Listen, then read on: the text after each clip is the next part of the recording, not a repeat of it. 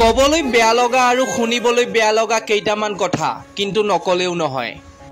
ঘৰখনৰ গাভৰু ছোৱালীজনী বিয়া গৈছে শুনিবলৈ ভাল, কিন্তু ঘৰখনৰ বোৱাৰীজনীহে দেখোন বিয়া গৈছে।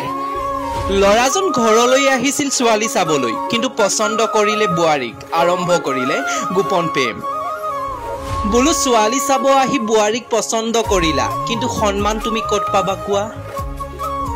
বোৱাৰীগৰাকীৰ নাম আছিল ৰীতা। কথাবোৰ শুনিলে আপোনাৰো মাৰিবলৈ মন যাব চেণ্ডেলৰ ফিটা। বোলে ৰীতা বৌ, এবাৰ নহয় 3 বাৰকৈ তুমি বিয়া গলা, তথাপিও তুমি কিয় সলনি নহলা? ৰীতা বৌ ইয়াৰ আগত এবাৰ নহয় 3 বাৰকৈ বিয়া গৈছিল। পৰকীয়া প্ৰেমিকৰ লগত এমাহ 2 মাহ থকাৰ পাছতেই আকৌ নিজ স্বামী গৃহলৈ ঘূৰি আহিছিল। গিৰিয়েকটো আছিল অজলা, সৰু ছোৱালী ভুল হৈছে মাফ কৰি দিয়া। সেয়ে গিৰিয়েকেও সকলো পাহৰি আকৌ ঘৈণীয়েকক আঁকোৱালি লৈছিল। কিন্তু ৰীতা বৌ, তুমি কিয় সলনি নহলা? আকৌ যে পলাই গুচি গলা। গিৰিয়েকে খুৱাবও পাৰিছে, পিন্ধাবও পাৰিছে, মৰমো কৰিছে, কিন্তু ৰীতা বৌ, তোমাক কি লাগে কোৱা?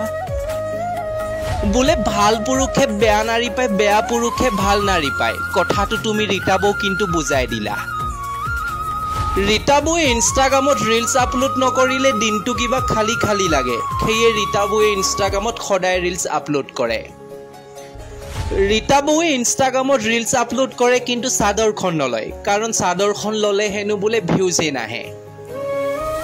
কেইটামান ভিউজ আৰু কেইটামান লাইকৰ বাবে এগৰাকী বোৱাৰীয়ে চাদৰখন অঁতৰাই গোটেই শৰীৰটো দেখাই দিয়ে। সেই বোৱাৰীগৰাকীয়ে নিজকে কি বুলি ভাবে?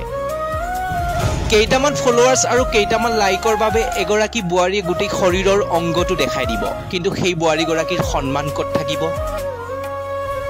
নিজৰ শৰীৰটো দেখাই ভাইৰেল হৈ আপুনি কি পাব? আপোনাক জানো কোনোবাই সন্মান কৰিব? এগৰাকী যুৱতীয়ে ভাইৰেল হ'বলৈ নিজৰ শৰীৰটো ছ'চিয়েল মিডিয়াত দেখায়। সেই ছ'চিয়েল মিডিয়াত দেখুওৱা শৰীৰটো নিজৰ মাক দেউতাক, ককাইক ভাইকহঁতে নাচায়নে? বোলে পৰকীয়া প্ৰেমত লিপ্ত হৈছা, সেই প্ৰেমিকজনৰ লগত তুমি এদিন পলাই গুচি যাবা, কিন্তু সেই প্ৰেমিকজনৰ লগত তুমি গোটেই জীৱন সুখত থাকিবানে? সেইদিনাখনলৈকে তুমি সেই পুৰুষজনৰ লগত সুখত থাকিব পাৰিবা, যিদিনালৈকে তোমাৰ শৰীৰৰ তৃপ্তি থাকিব। আৰু শৰীৰৰ তৃপ্তি শেষ হৈ গ'লে কি হ'ব? পৰকীয়া প্ৰেমিকজনে বুজিবলৈ চেষ্টা নকৰে আপোনাৰ মনৰ ভাৱনা। সেই প্ৰেমিকজনক লাগিব কেৱল আপোনাৰ শৰীৰৰ তৃপ্তি। এগৰাকী বোৱাৰীক প্ৰেমৰ প্ৰস্তাৱ দিয়া পুৰুষজন কেতিয়াও এজন ভাল পুৰুষ হ'বই নোৱাৰে। যদি ভাল পুৰুষ হ'লে হয়, তেন্তে সেই বোৱাৰীগৰাকীক প্ৰেমৰ প্ৰস্তাৱ সি নিদিল হয়। পৰকীয়া প্ৰেমিকৰ লগত সুখত থাকিম বুলি এগৰাকী বোৱাৰীয়ে সপোন নেদেখিব, নহ'লে এটা ভুলৰ বাবেই আপোনাৰ গোটেই জীৱন বৰবাদ হৈ যাব পাৰে।